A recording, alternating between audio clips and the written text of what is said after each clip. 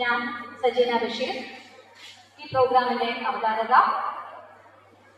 Time management miss Anisha.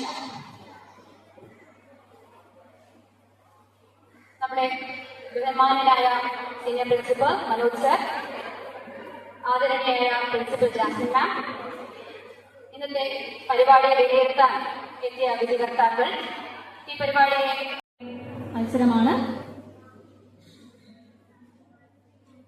AI അഥവാ കൃത്രിമ സാങ്കേതിക വിദ്യ സമൂഹത്തിന് ആപത്താണ്. ഇന്ന് ലോകമെമ്പാടും ചർച്ച ചെയ്യുന്ന വിഷയമാണിത്. ഈ വിഷയത്തിൽ വാദപ്രതിവാദം നടത്തുന്ന വിദ്യാർത്ഥികളെ നമുക്ക് പരിചയപ്പെടാം. അനുകൂലവാദികൾ: ആദിത്യൻ RR, ആയിഷ അൻസർ, നൂറുൽ ഫായിസ, സ്വാലിസിനി.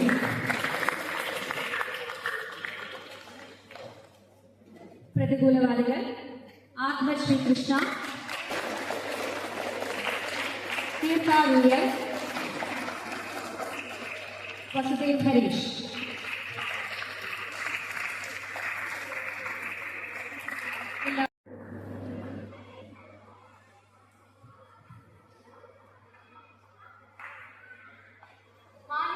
നമസ്കാരം, ഞാൻ ആദിത്യനാണ്. ഞാൻ 8ാം ക്ലാസ്സിലെ വിദ്യാർത്ഥിയാണ്. നമ്മുടെ ദൈനംദിന ജീവിതത്തെ ടെക്നോളജിയുടെ പേരിൽ മാറ്റിമറിച്ചുകൊണ്ടിരിക്കുന്ന AI എന്ന അപകടകാരിയെ സംസാരിക്കാനാണ് ഞാൻ ഈ വേദി നിങ്ങളുടെ മുമ്പിൽ എത്തിച്ചേർന്നിരിക്കുന്നത്. ഈ സാങ്കേതിക വിദ്യയുടെ ഇരുണ്ട വശങ്ങളെ അധികം ഗൗരവമായ ഭീഷണികളെ പറ്റി ഞാൻ ഈ ടോപ്പിൽ ചർച്ച ചെയ്തിരിക്കുന്നു. ഗ്ലോബൽ എക്കോണമി വരെ നിയന്ത്രിക്കുന്ന ഈ ശക്തി പലപ്പോഴും മനുഷ്യരാശിയുടെ ഏറ്റവും വലിയ സുഹൃത്തായി പ്രശ്നം പരിഹരിക്കാനായിട്ടാണ് അവതരിപ്പിച്ചിട്ടുള്ളത്.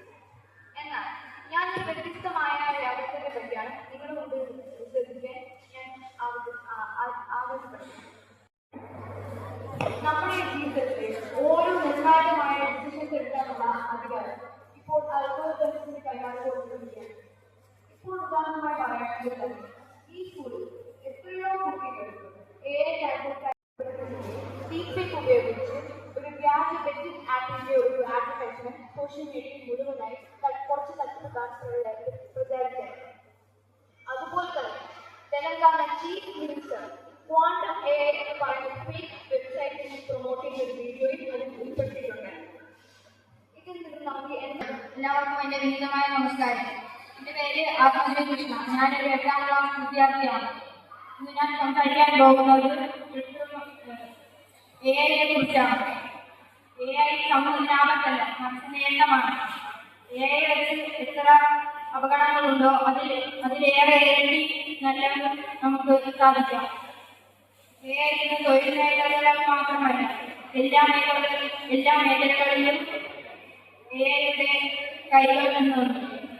AI മനുഷ്യന്റെ തലച്ചോറിനെ മാറ്റിവെക്കുന്ന ഒന്നല്ല, അതിനെ സഹായിക്കുന്ന ഒന്നാണ്. തൊഴിലാളി മേഖലയിൽ ഇന്ന് മാറ്റം വരുത്തിക്കൊണ്ട് പുതിയ ജോലികൾ നിർമ്മിക്കാൻ AI കഴിയുന്നു. കൂടാതെ തൊഴിലാളികളുടെ കഴിവുകൾ കൂടുതൽ ക്രിയാത്മകമാക്കാൻ AI സാധിക്കും. സ്വയംചലിത വാഹനങ്ങളിലൂടെ യാത്രകൾ കൂടുതൽ സുരക്ഷിതമാക്കാൻ AI സഹായിക്കുന്നു. ആരോഗ്യരംഗത്ത് രോഗനിർണയത്തിൽ ചികിത്സയിൽ മനുഷ്യൻ സാധിക്കാത്തവരെ ശ്രദ്ധ കേന്ദ്രീകരിക്കാൻ AI സാധിക്കും.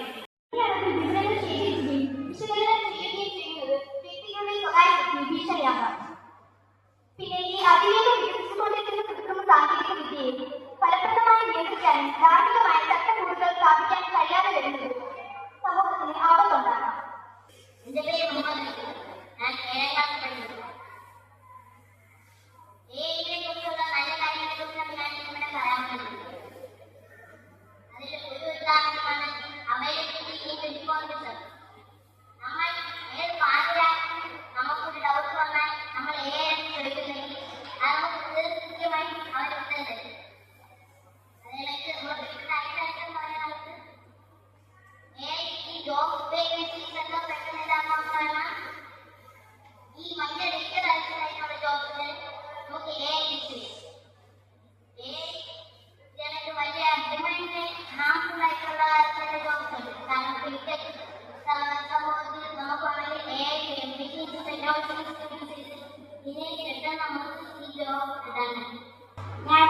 വായിക്കാം.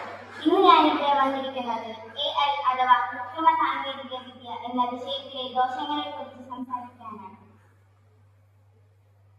AI എന്നത് മനുഷ്യരെ പോലെ ചിന്തിക്കുന്ന യന്ത്രങ്ങളാണ്. ഇവ നമ്മെ പല വിധത്തിലും സഹായിക്കുന്നു. പക്ഷെ ഇതിന് പല ദോഷങ്ങളുമുണ്ട്. ആദ്യമായി AI കാരണം മനുഷ്യർക്ക് ജോലി നഷ്ടമാകുന്നു. പഴയ കാലത്ത് മനുഷ്യർ ചെയ്തിരുന്ന ജോലികൾ ഇപ്പോൾ യന്ത്രങ്ങൾ ചെയ്യുന്നു. ഇതുകൊണ്ട് ഇപ്പോൾ പലർക്കും ജോലി നഷ്ടമാകുന്നു. രണ്ടാമതായി AI വികാരങ്ങളില്ല. മനുഷ്യരെ പോലെ സ്നേഹം, ദയ, സഹാനുഭൂതി എന്നിവ ഇതിന് തോന്നുന്നില്ല. അതുകൊണ്ട് ചിലപ്പോൾ അത് തെറ്റായ തീരുമാനങ്ങൾ എടുക്കും. ഇന്ന് നമ്മളിവിടെ ചർച്ച ചെയ്യാൻ പോകുന്നത് AI അഥവാ കൃത്രിമ സാങ്കേതിക ബുദ്ധി നമ്മുടെ സമൂഹത്തിന് അപകടമാണോ എന്ന വിഷയത്തെ പറ്റിയാണ്. എന്റെ അഭിപ്രായം അപകടം അല്ല എന്നാണ്.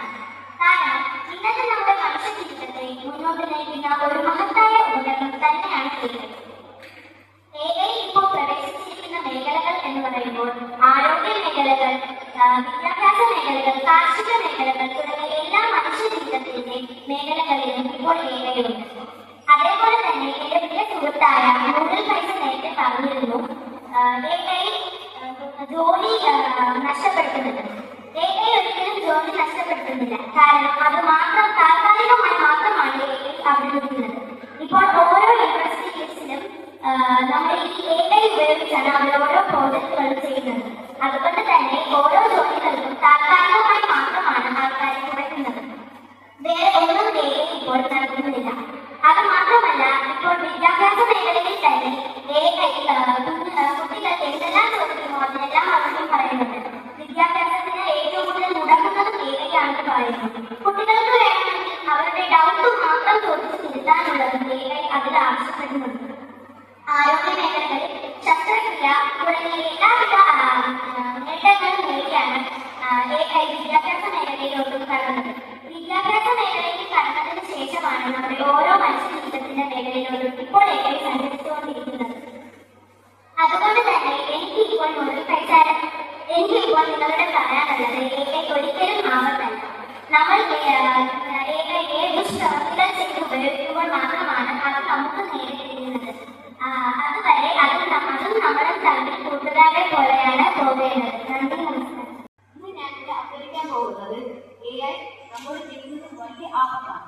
അതെ, കാരണം ചികിത്സ പറഞ്ഞിരിക്കുന്നത് ജോലി നഷ്ടപ്പെടുന്നതാണ്. അല്ല, കാരണം ജപ്പാനിലെ കോൺഫറൻസിൽ എല്ലാ കോൺഫറൻസും റോബോട്ടിക്സ് ആണ് ഇരിക്കുന്നത്. അത് മനുഷ്യന്മാരുടെ ജോലി നഷ്ടപ്പെടുത്തുകയാണ്. കാരണം ആ മനുഷ്യന്മാർ ചെയ്തുകൊണ്ടിരുന്ന ജോലി AI അതിൽ എടുക്കുകയാണ്. കാരണം ടോക്സിക് ആയ ഒന്ന് മാത്രമേ AI പറ്റുള്ളൂ. അല്ലാതെ മറ്റൊരു ജോലി എടുക്കാൻ പാടില്ല എന്നാണ്. അടുത്തതായി മനുഷ്യന്റെ AI വന്നതോടുകൂടി മനുഷ്യന്റെ മടി എല്ലാം ഉയർന്നുകൊണ്ടിരിക്കുന്നു. മനുഷ്യ കാരണം മനുഷ്യന്റെ വീട്ടിലും ഭയങ്കര മടിയാണ്. അത് മാത്രമല്ല, ഡെയിലിവേഴ്സ് യൂസ് ഓഫ് AI, അതായത് നമ്മുടെ AI ചില ക്രൈംസിനൊക്കെ നമ്മൾ സപ്പോർട്ട് ചെയ്യുന്നുണ്ട്. അതായത് എങ്ങനെയാണ് ഒരാൾ കൊല്ലേണ്ടത്, അത് AI ആണെങ്കിൽ ഏത് ദിവസം പങ്കുവരും. അത് മാത്രമല്ല, നമ്മുടെ AI ഹൈ കോസ്റ്റ് ആണ്. ഈ AI ഡെവലപ്പ് ചെയ്യാൻ വേണ്ടി വലിയ കോസ്റ്റ് ആണ്. അത് നമ്മുടെ സമ്പാദം കുറയ്ക്കുന്ന നിലയിലാണ് നിലനിർത്തുന്നത്. അതുപോലെ മനുഷ്യരുടെ ജോലി കളയുകയോ അവരുടെ മടി വരുത്തുകയോ അതിന്റെ തെറ്റായ ഉപയോഗം AI നല്ല വശവും എന്റെ സുഹൃത്തുക്കൾ പറഞ്ഞതിന് എന്റെ അഭിപ്രായവുമാണ് എനിക്കിവിടെ പറയാൻ പോകുന്നത്. AI നമ്മളെ പല വിധത്തിൽ സഹായിക്കുന്നുണ്ട്. അത് ആരും കാണുന്നില്ല. എന്റെ സുഹൃത്തായ സ്വാതന്ത്ര്യം പറഞ്ഞു, പല രാജ്യങ്ങൾ പോലുള്ള ജപ്പാൻ പോലുള്ള രാജ്യങ്ങളിൽ AI റോബോട്ടുകൾ വരുന്നുണ്ട്. അത് കാരണം ജോലി രക്ഷപ്പെടുത്തുന്നത്. ഈ ഒരു റോബോട്ട് നൽകുന്ന ആളുകൾ അതിൻ്റെതായ മാനസികമുണ്ട്. ഈ ഒരു ജോബ് ചെയ്യുന്നത് റോബോട്ട് കാരണം നല്ല ജോലി ഇല്ലാതാവുന്നത്. അത് എങ്ങനെ മനുഷ്യൻ ഉപയോഗിക്കുന്നു എന്നുള്ളതിലാണ്. AI പല രൂപങ്ങളിൽ AI മെയിൻ പോയിന്റായിട്ട് കുറെ കാര്യങ്ങളുണ്ട്. ഒന്നാമത്തത് അസുഖങ്ങൾ ഡിറ്റക്ട് ചെയ്യുക, കാലാവസ്ഥാ വ്യതിയാനം, അസുഖങ്ങൾ, രോഗങ്ങൾ തുടങ്ങിയവയെ മുമ്പേ ഡിറ്റക്ട് ചെയ്ത് മനുഷ്യനെ സഹായിക്കുന്നുണ്ട്. AI ടീച്ചറാണ് കുറെ പേര് പറയുന്നത്, പക്ഷെ അത് തെറ്റാണ്. നന്ദി, നമസ്കാരം. ബാധിക്കുന്നു എന്നതാണ്. ഓപ്പൺ ടെക്സ്റ്റ് ബുക്ക് വിദ്യാഭ്യാസ സമ്പ്രദായത്തെ പ്രതികൂലമായി ബാധിക്കുന്നു എന്നതാണ്.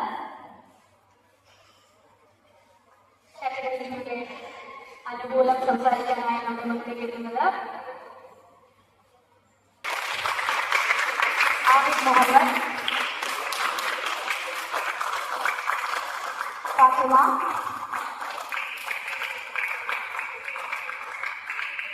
നസ്രിൻ ഫാത്തിമ. പ്രതികൂലമായി സംസാരിക്കാൻ നമ്മുടെ മുന്നിലേക്ക് വരുന്നത് Asha Nair,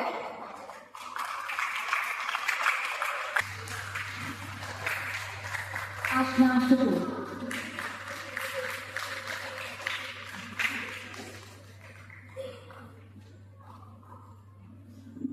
open text book പരീക്ഷകൾ വിദ്യാഭ്യാസ നിലവാരത്തെ പ്രതികൂലമായി. ഈ പശ്ചാത്തലത്തിലാണ് ഇത് നമ്മൾ ചർച്ച ചെയ്യാനിരിക്കുന്ന ഈ വിഷയം. ഓപ്പൺ ടെക്സ്റ്റ് ബുക്ക് വിദ്യാഭ്യാസ സമ്പ്രദായത്തെ അനുകൂലമാണോ പ്രതികൂലമാണോ? അധ്യക്ഷ, പ്രിയപ്പെട്ട വിദ്യാർത്ഥികളെ, സുഹൃത്തുക്കളെ, ഞാനിവിടെ സംസാരിക്കാൻ പോകുന്ന വിഷയം എന്ന് വെച്ചാൽ വരും തലമുറയെ ഏറ്റവും അധികം ബാധിക്കാൻ പോകുന്ന ഒരു പ്രശ്നത്തെ പറ്റിയാണ് ഞങ്ങൾ സംസാരിക്കാൻ പോകുന്നത്. ഓപ്പൺ ടെക്സ്റ്റ് ബുക്ക് പരീക്ഷകളെ പറ്റിയാണ്. പരീക്ഷകളെ പറ്റി പറയുമ്പോൾ ഏറ്റവും പരീക്ഷകൾ എന്ന് വെച്ചാൽ അറിവുകൾ മനസ്സിലാക്കുന്നത് മാത്രമല്ല, അതെന്ന് പറയുമ്പോൾ അറിവുകൾ ഓർമ്മിക്കാനും ചിന്താശേഷിയും അതെല്ലാം അടങ്ങിയ ഒരു കാര്യമാണ് പരീക്ഷ എന്ന് പറയുന്നത്. ഇതിനെ എന്തുകൊണ്ടും തിരിച്ചു മാറ്റുന്ന ഒരു കാര്യമാണ് ഓപ്പൺ ടെക്സ്റ്റ് ബുക്ക് പരീക്ഷ എന്ന് വെച്ചാൽ. പിന്നെ ഞാൻ എനിക്ക് മനസ്സിലായ കുറച്ച് കാര്യങ്ങൾ നിങ്ങൾക്ക് കുറച്ച് ഉദാഹരണങ്ങളിലൂടെ പറഞ്ഞ് മനസ്സിലാക്കി തരാം. ഓർമ്മശക്തി, ഓപ്പൺ ടെക്സ്റ്റ് ബുക്ക് പരീക്ഷകൾ ഓർമ്മശക്തിയെ വളരെയധികം കുറയ്ക്കുന്നതായി നമ്മൾ കാണുന്നത്. ഞാൻ നിങ്ങൾക്ക് മുന്നിൽ ഒരു തെളിവ് തന്നെ പറയാം. 2019 യൂണിവേഴ്സിറ്റി ഓഫ് ചിക്കാഗോയിൽ നടത്തിയ റിപ്പോർട്ട് അനുസരിച്ച് 30% കുട്ടികളുടെ ഓർമ്മശക്തി നഷ്ടപ്പെട്ടു. ഓപ്പൺ പരീക്ഷകളിലൂടെ നടത്തിയ പരീക്ഷ അനുസരിച്ച് നോക്കുമ്പോൾ 30% കുട്ടികളുടെ ഓർമ്മശക്തി കുറയുന്നതായി നമ്മൾ അറിയാൻ സാധിച്ചിട്ടുണ്ട്. റിപ്പോർട്ട് അനുസരിച്ച് കുട്ടികളുടെ ചിന്താശേഷി കുറയുന്നതായി നമ്മൾ കാണാം. പിന്നെ ആദരണീയ വിധികർത്താക്കളെ, അധ്യാപകരെ, എന്റെ പ്രിയ കൂട്ടുകാരെ, ഞാനിവിടെ നിൽക്കുന്നത് ഓപ്പൺ സംസാരിക്കാൻ പോകുന്നത് ഓപ്പൺ ടെക്സ്റ്റ് ബുക്ക് പരീക്ഷകൾ വിദ്യാഭ്യാസ നിലവാരത്തെ പ്രതികൂലമായി ബാധിക്കുന്നു എന്നുള്ളതാണ്. ആദ്യമേ ഞാൻ പോകാം. ഓപ്പൺ ടെക്സ്റ്റ് ബുക്ക് പരീക്ഷകൾ കുട്ടികളുടെ ഒരു ഭാഗം കൊണ്ടുവരുന്നു. പഠിക്കേണ്ട ആവശ്യമില്ല. പുസ്തകം കൊണ്ടുവരുന്നു. പുസ്തകത്തിൽ നമുക്ക് പരീക്ഷയ്ക്ക് ഉത്തരങ്ങൾ എഴുതാം. വെറുതെ എന്തിനാണ് പഠിച്ചിരുന്ന സമയം കളയുന്നത്? ആ സമയത്ത് കളിക്കും. രണ്ടാമത്തത്, ഓരോ ചോദ്യങ്ങൾക്കും ഉത്തരം എഴുതാന്നുണ്ടെങ്കിൽ ആ പുസ്തകത്തിൽ വായിച്ചിട്ട് ആദ്യ വഴി, അതായത് അതിന്റെ ആശയം എന്താണ്, എങ്ങനെയാണ് ഉത്തരം കിട്ടിയത്, അതിന്റെ വിവരണമൊന്നും ആൾ ആലോചിക്കുന്നത്, കാണുന്നു അത് എടുക്കുന്നു. അത്രേ. മൂന്നാമത്തത്, ഇങ്ങനൊരു മറവി, ഏറ്റവും കൂടുതൽ മറവി കൊണ്ടുവരും ഈ പരീക്ഷ. ഇവർ ഓർമ്മിക്കാതെ ഓരോന്നും കാണുന്നു, അത് തരുന്നു, അത് എങ്ങനെയാണെന്ന് ചിന്തിക്കുന്നത്. നാലാമത്തത്, ഇത് വളരെ ഓപ്പൺ ടെക്സ്റ്റ് ബുക്ക് പരീക്ഷകൾ വളരെയധികം സമയം പാഴാക്കുന്നതാണ്.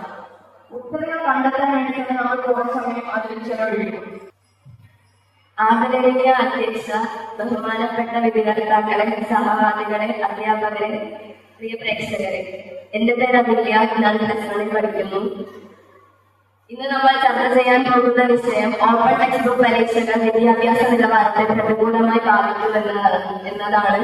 പക്ഷേ ഞാൻ ശക്തമായി പറയുന്നു, ഓപ്പൺ ടെക്സ്റ്റ് ബുക്ക് പരീക്ഷകൾ വിദ്യാഭ്യാസ നിലവാരത്തെ പ്രതികൂലമായി ബാധിക്കുന്നില്ല എന്നാണ്. കാരണം ഇനി ഞാൻ എന്റെ ചില പ്രധാന കാരണങ്ങളോടെ വ്യക്തമാക്കാം. മുഖസ്ഥ പഠനം ഒഴിവാക്കുന്നു. മിക്ക ആൾക്കാരും കാണാപ്പാഠം പഠിച്ചാണ് ഒന്ന് പരീക്ഷ എഴുതുന്നത്. അതിന്റെ ആവശ്യമില്ല. ഓപ്പൺ ടെക്സ്റ്റ് ബുക്ക് പരീക്ഷ ആകുമ്പോൾ ബുക്ക് തുറന്ന് വെച്ച് എഴുതാം എന്നുള്ള ഒരു ചിന്ത അവിടെ വരുന്നില്ല. നമ്മൾ എന്താണോ പഠിച്ചത്, നമ്മൾ എന്തായാലും പഠിച്ചാൽ മാത്രമേ ഓപ്പൺ ടെക്സ്റ്റ് ബുക്ക് പരീക്ഷകളിൽ നമുക്ക് ഉത്തരം എഴുതാൻ സാധിക്കുള്ളൂ. കാരണം നമ്മൾ പഠിച്ചാൽ മാത്രമേ അത് ഏത് പേജിലാണ് കിടക്കുന്നതെന്ന് നമുക്ക് അറിയാൻ പറ്റും. അപ്പൊ ആ സമയത്ത് ഒന്നും പഠിക്കാതെ ചെന്നാണ് പരീക്ഷ എഴുതുന്നത് എങ്കിൽ അത് ഏത് പേജിലാണ് കിടക്കുന്നതെന്ന് നമ്മൾ ഒരിക്കലും അറിയില്ല. അത് നോക്കിക്കൊണ്ടിരിക്കും. അപ്പൊ എന്തായാലും സമയം പോകും. പക്ഷേ ഓപ്പൺ ടെക്സ്റ്റ് ബുക്ക് പരീക്ഷ ആയിട്ടും നമ്മൾ നന്നായിട്ട് പഠിച്ചാണ് എഴുതുന്നതെങ്കിൽ ടൈം മാനേജ്മെന്റ് നമുക്ക് വളർത്താൻ സഹായിക്കും. പിന്നെ കാണുന്നതെല്ലാം അല്ല എഴുതി വെക്കുന്നത്. ഇതിന്റെ അനുകൂലം സംസാരിക്കുന്നതിനായി ഫാത്തിമയെ വേദിയിലേക്ക് ക്ഷണിക്കുന്നു. മാനവർക്ക് നമസ്കാരം. ബഹുമാനപ്പെട്ട അധ്യക്ഷ, പ്രിയ പ്രേക്ഷകർ, രക്ഷിതാക്കൾ, അധ്യാപകർ, എന്റെ പ്രിയ സുഹൃത്തുക്കളെ, ഇന്നത്തെ വിദ്യാഭ്യാസ രംഗത്ത് ഓപ്പൺ ടെക്സ്റ്റ് ബുക്ക് പരീക്ഷകൾ വളരെ പ്രചാരത്തിലായിട്ടുണ്ട്. പക്ഷേ ഞാൻ ഇതിനെ എതിർക്കുന്ന ഒരാളാണ്. കാരണം ഇത് വിദ്യാഭ്യാസ രംഗത്തെ പ്രതികൂലമായി ബാധിക്കുന്നു. ഒരു വിദ്യാർത്ഥിയുടെ യഥാർത്ഥ വിജ്ഞാനം, ചിന്താശക്തി, ഓർമ്മശക്തി, ഒരു വിഷയത്തെ പറ്റിയുള്ള അറിവ് എന്നീ കഴിവുകൾ വിലയിരുത്തലാണ് പരീക്ഷകൾ.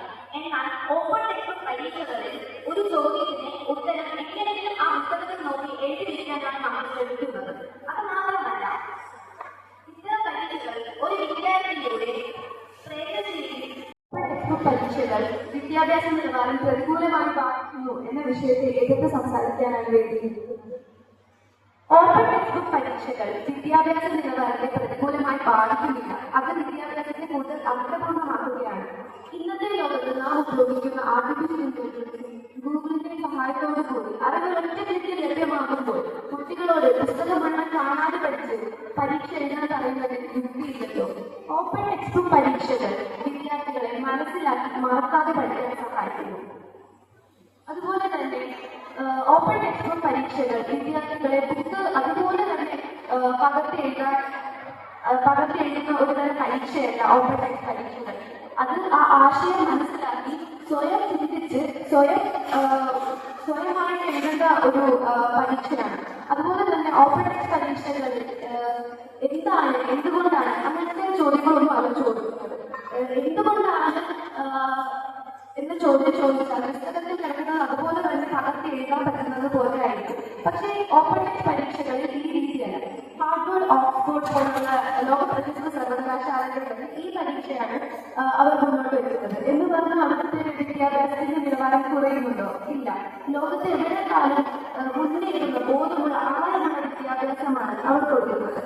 അതുപോലെ തന്നെ ഓപ്പൺ ടെക്സ്റ്റ് പരീക്ഷകൾ വിദ്യാർത്ഥികളുടെ മാനസിക സമ്മർദ്ദം കുറയ്ക്കുന്നു. പരീക്ഷ കേൾക്കുമ്പോൾ തന്നെ നമുക്ക് പലർക്കും പേടിയാണ്. എന്നാൽ ബുക്ക് തുറന്ന് എഴുതാമല്ലോ എന്ന ഒരു സമാധാനത്തോടെ പരീക്ഷ എഴുതുകയാണെങ്കിൽ സമാധാനത്തോടെ എളുപ്പമായി പഠിക്കാനും മനസ്സിലാക്കാനും ചിന്തിക്കാനും പഠനം കൂടുതൽ ആസ്വാദകരമാക്കാനും സാധിക്കും. കൂടാതെ പരീക്ഷ ആശങ്കയില്ലാതെ എഴുതാനും സാധിക്കും. പുസ്തകം തുറന്നു വെച്ചിരിക്കുന്നത് ദോഷകരമല്ല.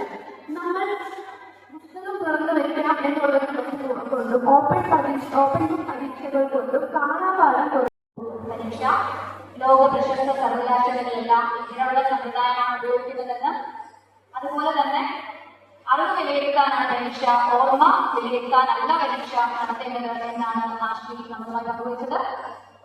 അനുകൂലം സംസാരിക്കുന്നതിലേക്കായി നസ്രിൻ ഫാത്തിമയെ വേദിയിലേക്ക് ക്ഷണിക്കുന്നു. എല്ലാവർക്കും വേണ്ടി നമസ്കാരം. സുഹൃത്തുക്കളെ, അധ്യാപകർ, എല്ലാവർക്കും വേണ്ടി നമസ്കാരം. ഞാൻ നസ്രിൻ ഫാത്തിമ. ഞാൻ പഠിക്കുന്നത്. ഞാൻ ഇവിടെ സംസാരിക്കാൻ പോകുന്നത് ഓപ്പൺ ടെക്സ്റ്റ് ബുക്ക് പരീക്ഷകൾ പ്രതികൂലമായ കുട്ടികളിൽ ബാധിക്കുന്നു എന്ന വിഷയത്തിലാണ്. ഇപ്പോൾ കണ്ടുവരുന്ന എക്സാമുകളിൽ പരീക്ഷകളിലെല്ലാം എല്ലാ കുട്ടികളും തുറന്നു വെച്ച് എഴുതുമ്പോൾ അവർ ഒന്നും ചിന്തിക്കുന്നില്ല. അവർക്ക് എങ്ങനെയെങ്കിലും മാർക്ക് നേടണം എന്നൊരു തോന്നലിൽ അവർ കിട്ടുന്ന ഉത്തരങ്ങളെല്ലാം നേടിയിരുന്നു. മാത്രമല്ല, സമയം അവർ വെറുതെ നഷ്ടപ്പെടുത്തുകയാണ്. പുസ്തകങ്ങൾ കിട്ടിയില്ല എന്നോർത്ത് ആ ഉത്തരം കിട്ടണം എന്നോർത്ത് അവർ പുസ്തകങ്ങൾ നാളുകൾ മറിച്ച് നോക്കുമ്പോൾ അവരുടെ സമയങ്ങൾ നഷ്ടമാകുന്നു. മാത്രമല്ല, അവരുടെ ചിന്താശേഷിയെയും അവരുടെ ഓർമ്മശക്തിയെയും ഇത് കുറയ്ക്കുകയാണ്. Open text book